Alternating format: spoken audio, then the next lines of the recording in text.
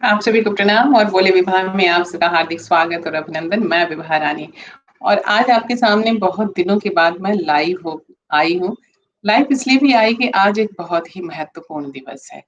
आज 31 जुलाई है और आज हिंदी के कथा सम्राट प्रेमचंद का जन्मदिन है।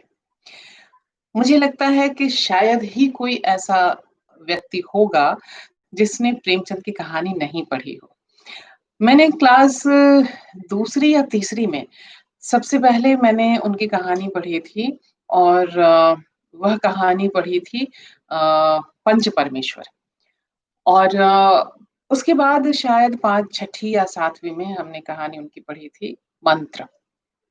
फिर उसके बाद किसी और क्लास में कोई और कहानी और शायद एमए के दिनों में हमने उनकी कहानी पढ़ी थी कफन। ये तो वो कहानियाँ हो गई कि जो कोर्स में है, ये मैं इसलिए कह रही हूँ क्योंकि कोर्स से वास्ता सभी का पड़ता है और आप सभी उसमें आते हैं और आप सभी उसको देखते हैं और आप सभी किसी न किसी बहाने उस कहानी को पढ़ ही लेते हैं क्योंकि कोर्स में है, तो पढ़ना ही है और बचपन में पढ़ी हुई वह कहानी हमारे अपने ज़हन में याद रह जाती है और फिर और कालांतर में समय के हिसाब से हम छोड़ देते हैं, छूट जाती हैं क्योंकि हमें कुछ और पढ़ना होता है। बहुत सारी चीज़ें होती हैं, विषय हमारा अलग हो जाता है, इंटरेस्ट हमारा अलग हो जाता है और वैसे में हम हमारी चीज़ें छूट जाती हैं। पढ़ना छूट जाता है ख़ास तौर से। लेकिन आज के समय में प्रेमचंद मैं हमेशा इस बात को कहती हूँ कि आज के समय में कम से कम 2 लोगों को पढ़ा जाना निहायत ही ज़रूरी है और वो है एक है प्रेमचंद और दूसरे मंटो। मैंने दोनों को पढ़ा और मैं आज इसलिए भी आई हूँ कि जब इस लाइव में आप सब अपने-अपने अनुभव साझा करें कि आपने कब प्रेमचंद की कहानी पढ़ी थी, कौन-सी कहानी पढ़ी थी, किस क्लास में पढ़ी थी या उसके अलावा और कौन-सी कहानी कब पढ़ी, कैसे पढ़ी? अगर आपको लगता है कि आप बता सकते हैं, कह सकते हैं, तो बहुत ही अच्छा रहेगा। इसी बहाने हम लोग एक अपनी-अपनी यादों को साझा कर पाएँगे। तो उसे आप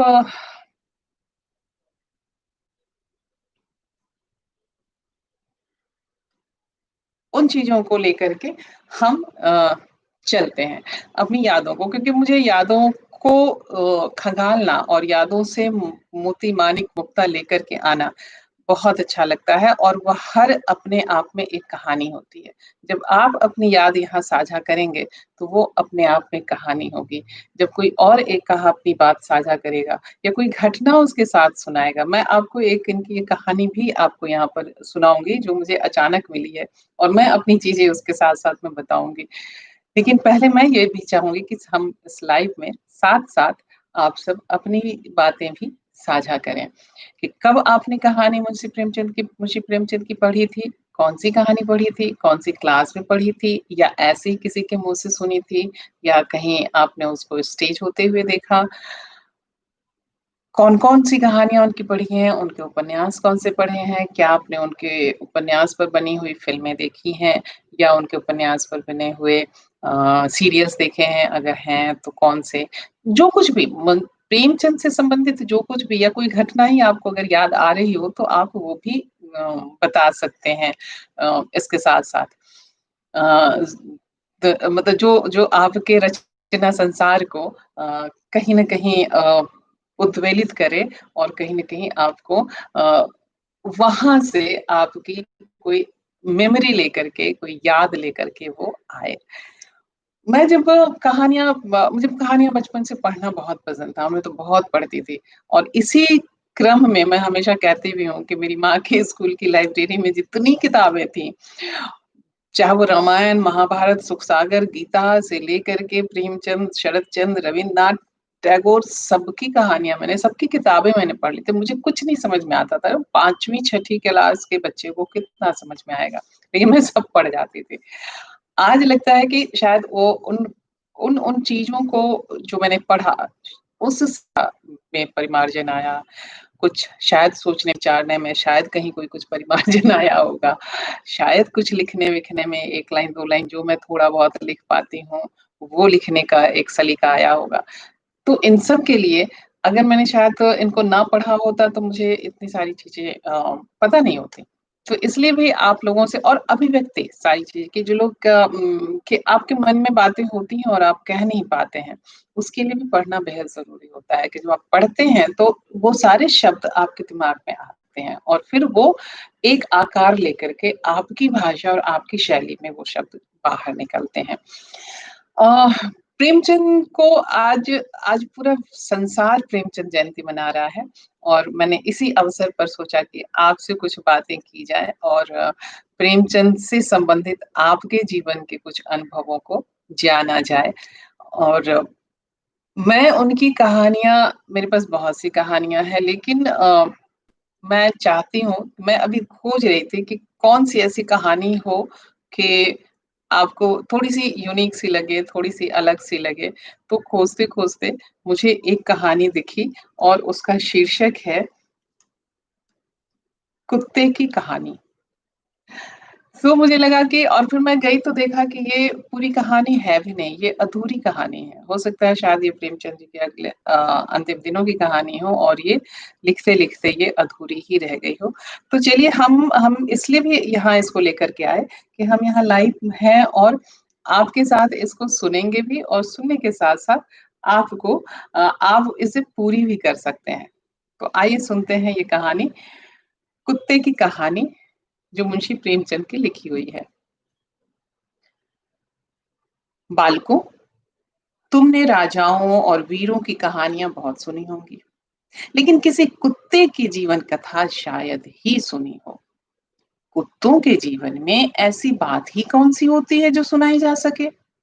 ना वो देवों से लड़ता है, ना परियों के देश जाता है, ना बड़ी-बड़ी लड़ाइयां जीतता है। किंतु मैं तुम्हें विश्वास दिलाता हूँ कि मेरे जीवन में ऐसी कितनी ही बातें हुई हैं जो बड़े-बड़े आदमियों के जीवन में भी नहीं हुई होंगी। जब मेरा जन्म हुआ था और आंखें खुली तो मैंने देखा कि एक भाड़ की राख में अपनी माता की छाती से चिपटा पड़ा हूँ। हम 4 भाई थे। 3 लाल थे पर मैं काला था। उस पर सबसे छोटा और सबसे कमजोर। माताजी हम लोगों के पास कम ही रहती थी। वो रात-रात भर जागकर गाँव की रक्षा करती थी। पर इतना सब करने पर भी कोई उन्हें खाने को नहीं देता था। हम लोगों की चिंता उन्हें परेशान कर देती। बेचारी को जब भूख सताती तो चोरी से लोगों के घरों में घुस जाती। उन्हें खाने की जो चीज़ मिल जाती लेकर निकल भागती। एक दिन बड़ी ठंड पड़ी, बादल छा गए और हवा चलने लगी। हमारे 2 भाई ठंड न सह सके और मर गए। हम 2 भाई रह गए। मेरी माँ बहुत रोई। जब हम 2 बड़े-बड़े जब हम 2 भाई बड़े हुए, तो लड़कों ने हमारे साथ खेलना शुरू कर दिया। मैं बहुत खूबसूरत था। मुझे एक पंडित का लड़का पकड़ कर ले गया, जबकि मेरे भाई को एक डफाली का लड़का पकड़ कर ले गया। मैं पंडित जी के घर पलने लगा और मेरा भाई डफाली के घर। उसे लोग ज़किया कहने लगे, तो काले रंग के कारण मेरा नाम पड़ा कल्लू। जाड़े का मौसम था। सब लड़के धूप में जमा हो जाते, तो हमें गोद में ले लेते और चूमते। कोई कहता हमारा बच्चा है, तो कोई कहता हमारा मुन्ना है। कभी-कभी बड़े लड़के छोटे बच्चों को मेरी पीठ पर बिठाकर कहते, मेरा लल्लू हाथी पर बैठा है। भला मैं उन लड़कों का बोझ कैसे उठाता? जब चिल्लाने लगता तो जान बचती। कभी-कभी लड़के मुझे एक तालाब में डाल देते और मेरी तैराकी का तमाशा देखते। मैं जब बाहर निकलने के लिए छटपटाने लगता, तो लड़के हँस-हँस कर कहते, "देखो, देखो, देखो, कल्लू कैसे तैरता है।" क्या बतलाऊँ कि उस समय कितना गुस्सा आता था। बार-बार यह जी में आता था कि कोई इन दुष्टों को भी इसी तरह डुबकियाँ देता, तो इनकी आँखें खुलती। हम 2 भाइयों में सुखी तो कोई नहीं था, परंतु जकिया की दशा मेरे से अच्छी थी। पंडित जी के यहाँ मुझे रूखा-सूखा भोजन मिलता और वो भी बहुत कम। इसलिए मुझे दूसरों के द्वार पर भी चक्कर लगाने पड़ते थे। परंतु ज़किया को काफ़ी भोजन मिल जाता। उसे किसी दूसरे के यहाँ जाने की ज़रूरत नहीं पड़ती थी। पूरी खुराक मिलने के कारण वो ताकतवर और तंदुरुस्त बन गया था। कई बार भूख से तंग आकर जब मैं उसके द्वार पर जाता, तो वो मुझ पर ऐसे झपटता जैसे मैं उसका दुश्मन हूँ। वो मुझ कमज़ोर को खूब काटता। मैं उससे लड़ने का प्रयास करता, पर हार जाता। लोग उकसाते, मैं फिर झपटता, पर हर बार मुझे मुँह की खानी पड़ती। रोज-रोज की जिल्लत से तंग आकर एक दिन मैं जान पर खेलकर जकिया से उलझ पड़ा। वो भी पूरे जोश से लड़ने लगा। संयोग से पंडित जी भी वहाँ पहुँच गए। उनके पहुँचते ही लोग कहने लगे, "कल्लू भग्गू कुत्ता है, कभी जकिया का सामना कर नहीं सकता।" यह सुनकर पंडित जी के चेहरे का रंग फीका पड़ गया। यह देखकर मालिक की आन रखने के लिए मैं कुछ ऐसी जीवट से लड़ा कि जकिया को छठी का दूध याद आ गया। यह देखकर मेरे मालिक का चेहरा खिल उठा। इससे मुझे बहुत संतोष मिला। जिस तालाब में बच्चे मुझे फेंक कर खेलते थे, उसका गाँव में बड़ा महत्व था। उसी तालाब में गाँव के छोटे-बड़े सभी नहाते-धोते थे। एक बार गाँव के कुछ लड़के उसमें तैर रहे थे। पंडित जी का छोटा लड़का भी वहाँ पहुँच गया। उसका पैर फिसला तो पानी में डूबने लगा। लड़के उसे बचाने के लिए चिल्लाने लगे, पर किसी की उसे निकालने की हिम्मत नहीं पड़ती थी।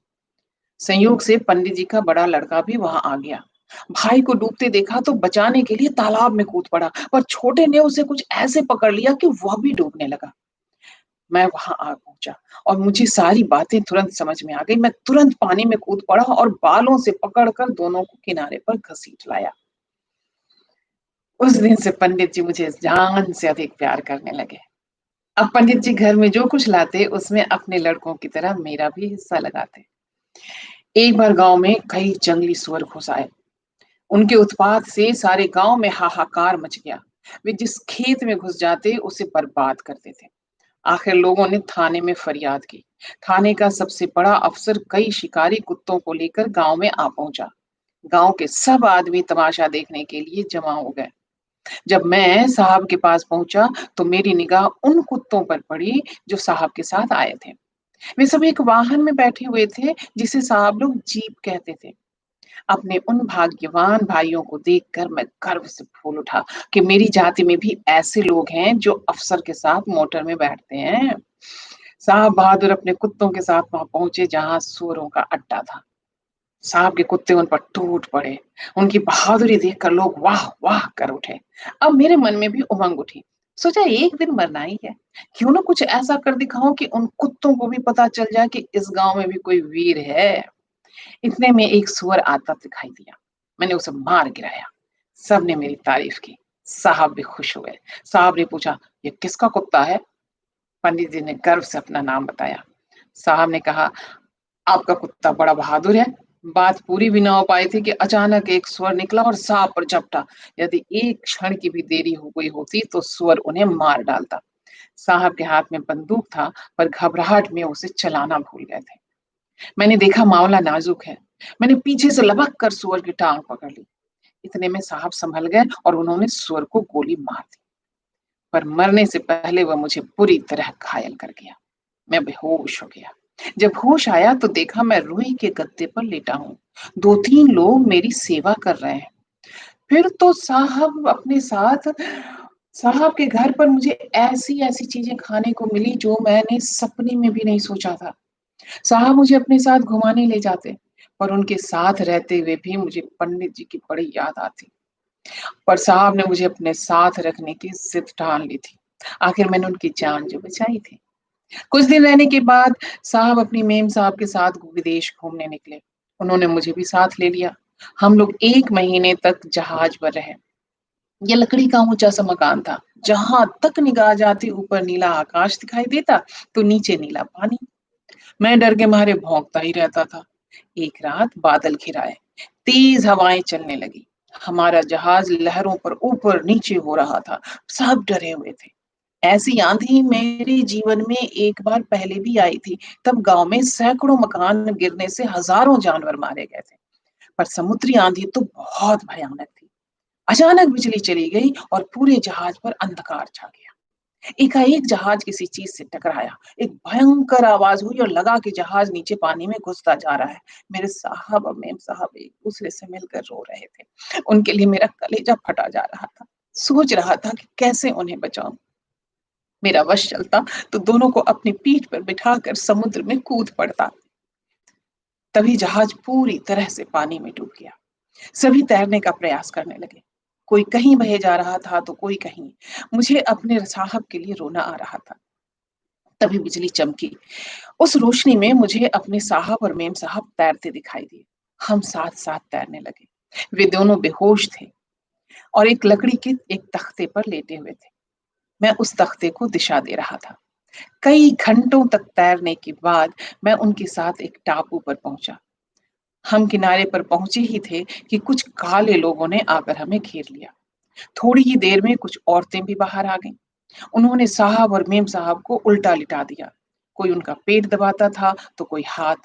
मुझे लगा कि वे उन्हें मार रहे हैं, पर बाद में पता चला कि वे तो उनके पेट का पानी निकाल रहे थे। उनके होश में आते ही सभी खुशी से नाचने गाने लगे। उनका नाच देख कर के मुझे बड़ी हँसी आती थी, पर कुछ ही समय में सब बदल गया। उन्होंने मेरे साहब और मेम साहब को एक कमरे में बंद कर दिया। उन्हें खाने को कुछ भी नहीं दिया जाता था। मुझे कुछ नहीं कहा क्योंकि उनकी नज़र में तो मैं एक अदना सा जानवर था। कुछ ही दिनों में मुझे पता चल गया कि वे तो मेरे मालिकों को मारने की तैयारी कर रहे हैं। मैंने निश्चय किया कि किसी भी कीमत पर उन्हें बचाऊँगा।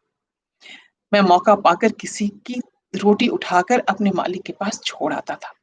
भूख के कारण वे मेरे मुँह से रोटी निकली हुई खाने को तैयार हो जाते थे। कुछ ही दिनों में मैं वहाँ के रास्ते जान गया। एक रात मौका मिला, मैंने साहब के कपड़े खींचे। वो मेरा इशारा समझ गए। दरवाजे खिड़की के रास्ते वे मेरे साथ भाग चले। अब मैं आगे-आगे था और वे मेरे पीछे। थोड़ी ही देर में वहाँ के लोगों को पता चल गया कि साहब भाग रहे हैं। सब हल्ला मचाते हुए हमारे पीछे भागे। कुछ ही देर में हमने समझ लिया कि हमारा बचना मुश्किल है। तभी मुझे एक गुफा दिखाई दी। साहब को मैंने खींचा तो वह मेम साहब के साथ उसमें घुस गए। पर हमारी परेशानियों का अंत नहीं हुआ था। वो गुफा एक शेर का था और वो उसमें बैठा हुआ था। शेर को देखते ही वे दोनों बेहोश हो गए। डर तो मैं भी गया, पर यह देखकर कुछ हिम्मत बंधी कि शेर हमें देखकर भी उठा नहीं। वो चुपचाप मेरी तरफ देख रहा था। मैं डरते-डरते उस तक पहुँचा तो देखा उसका बायाँ पैर पूरी तरह फूला हुआ था। मैं साहब के होश में आने की राह देखने लगा। थोड़ी देर में उनको होश आया। मुझे शेर के पास बैठे देखकर उनकी हिम्मत बंधी। शेर ने उन्हें देखकर पूंछ हिलाया। वे आगे बढ़े तो शेर ने अपना पंजा आगे कर दिया। साहब ने देखा वहां एक कांटा चुभा हुआ था। साहब ने कांटे को निकाल दिया। शेर का दर्द जाता रहा। तभी गुफा में जंगली लोग घुस आए। मैं आगे जाकर के खड़ा हो गया कि लड़ मरूंगा पर साहब पर आंच ना आने दूंगा। पर वे आगे बढ़ने लगे। तभी गुफा शेर की दहाड़ से गूंज उठा। सारे जंगली लोग दुम दबाकर भागने लगे। शेर ने एक को पकड़ लिया और देखते देखते सारे लोग भाग खड़े हुए। 1 घंटे बाद हम सब बाहर निकले। शेर सिर झुकाए हमारे आगे इस तरह चला जा रहा था जैसे गाय हो। शाम होते होते हम एक दूसरे जंगल में पहुंच गए। वहां का रास्ता मैं जानता तो न था, अतः अब शेर आगे आगे चलने लगा और हम उसके पीछे पीछे चलने लगे। तभी एक आवाज सुनकर शेर ठिठक गया, उसके कान खड़े हो गए और वो गुर्राने लगा। सहसा सामने एक दूसरा शेर आ गया। हम सब तो एक पेड़ के पीछे दुबक गए, पर हमारा शेर नए शेर के सामने डट कर खड़ा हो गया, जैसे कह रहा हो अपनी जान बचाने वाले पर मैं आंच ना आने दूंगा। पर दूसरा शेर गरज कर हमारी ओर चला। यह देखकर हमारा शेर उस पर टूट पड़ा। दोनों आपस में कूद गए। दोनों कभी पंजों से लड़ते तो कभी दांतों से। घंटे भर की लड़ाई के बाद हमारे शेर ने मैदान मार ही लिया, पर हमारे मित्र की हालत भी खराब हो गई थी। दूसरे दिन हम लोग समुद्र के किनारे पहुंचे। वहां हमारे मित्र शेर ने दम तोड़ दिया। वह मर तो गया पर अपना कर्ज चुका गया। साहब उसके मरने पर बहुत रोए। उनकी समझ में आ गया होगा कि अगर प्यार मिले तो हम जानवर आदमियों के मुकाबले ज़्यादा वफादार होते हैं। तभी किसी चीज़ के घरघराने की आवाज़ हमारे कानों में आई। हम सब ऊपर आसमान की ओर देखने लगे। मुझे आसमान में एक बड़ी-सी चील दिखाई दी। साहब ने अपनी टोपी उतार कर हवा में उछाली। मेम साहब भी अपना रुमाल हवा में लहराने लगी। मेरी समझ में नहीं आ रहा था कि चील को देखकर इतना खुश होने की क्या ज़रूरत है। तभी वो चील हमारी ओर आने लगी। देखते-देखते वो नीचे उतर गई। मैंने इतनी भीमकाय चिड़िया नहीं देखी थी। थोड़ी देर में से उसमें से 2 आदमी निकले। तब मुझे पता चला कि ये तो एक प्रकार की सवारी है जो लोगों को हवा में लेकर उड़ती है। उन्होंने मेरे साहब से कुछ बात की, फिर साहब ने मुझे अपनी गोद में उठा लिया, फिर हम सब उसी रास्ते बैठकर उड़ चले। हम पूरी रात उड़ते रहे, सब सो गए पर मैं डर के मारे जगा रहा कि कहीं क्या गिर ना पड़े। जब हम नीचे उतरे तो दंग रह गया। इतनी मुश्किल यात्रा कर हम सब अपने पुराने घर पर लौट आए थे। उस यंत्र से उतरकर हम सब एक मोटर में बैठकर अपने बंगले की ओर चले। घर पहुँचते ही मेरा तो आराम हराम हो गया। एक नौकर ने मुझे तुरंत नहलाया, फिर मुझे लाकर साहब के मुलाकाती कमरे में एक सोफ़े पे बिठा दिया। मेम साहब अपने हाथों से मुझे खिलाने लगी। खुशी के मारे मेरा जी चाहता था कि मेरी बिरादरी वाले आएँ और मुझे देखें और मुझ पर गर्व करें। मैं उनसे कहना चाहता था कि मैं आज भी वही कल्लू हूँ, वही कमज़ोर और मरियल कल्लू, पर मैंने अपने कर्तव्य के पालन में कभी चूक नहीं की। अवसर पड़ने पर खतरों का निडर होकर के सामना किया। इसीलिए आज मैं इतना स्नेह और आदर पा रहा हूँ। शहर के बड़े-बड़े लोग मुझे देखने आए, मुझ पर फूलों की वर्षा की। शाम को मुझे मौका मिला तो मैं अपने जन्म स्थल की ओर भागा, मगर ज्यों ही मैं गाँव पहुँचा, कुत्तों के एक झुंड ने मुझ पर आक्रमण कर दिया। मैं उन्हें बताने जा रहा था कि मैं उनकी मान बढ़ाने वाला कल्लू हूँ, परंतु वे मुझ पर आक्रमण करते ही जा रहे थे। सौभाग्य से तभी मेरे पुराने स्वामी पंडित जी लाठी टेकते चले आए। उन्हें देखते ही जैसे मेरे बदन में शक्ति आ गई। मैं दौड़कर पंडित जी के पास पहुँचा और दुम हिलाने लगा। पंडित जी मुझे पहचान गए। उन्होंने प्यार से हाथ फेर कर कहा, "अरे! तुम तो बड़े आदमी बन गए हो कल्लू, तुम्हारी तो अखबारों में भी तारीफ़ हो रही है।" मैं उनके साथ घर पर पहुँचा। पंडिताइन ने भी मुझे बड़ा प्यार किया। मेरे आने की खबर सुनते ही सारा गाँव इकट्ठा हो गया था। सबने मुझे बहुत प्यार दिया। फिर भरे मन से मैं बंगले पर पहुँचा, पर मेरा सिर गर्व से तना हुआ था। और ये रचना यहाँ लिखी हुई है कि ये अधूरी रचना है, लेकिन मैं ये चाहूँगी कि आप इसे अ आपने इसका आनंद लिया होगा और आप लोग ज़रूर इसके बारे में अपनी राय लिखें और अपने अनुभव प्रेमचंद के साथ साझा करें। चलिए बहुत समय हो गया, 22 मिनट के करीब हो गए।